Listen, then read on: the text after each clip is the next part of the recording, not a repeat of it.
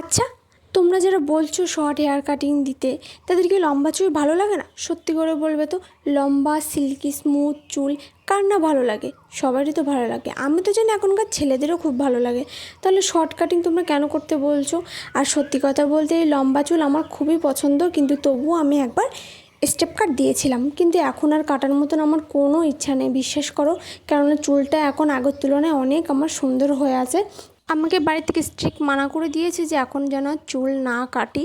তো আমি কি করে চুল কাটবো বলো? তো যাই হোক, এই দেখো আমার হেয়ার ফলটা এই জায়গায় এসে দাঁড়িয়েছে আগের তুলনায়। তো আমি একটা টোনার ইউজ করি, টোনারটা মানে ভীষণই আমার প্রিয়, কারণ এই টোনারের জন্যই আমার চুলটা আজকে এই পর্যন্ত এসছে।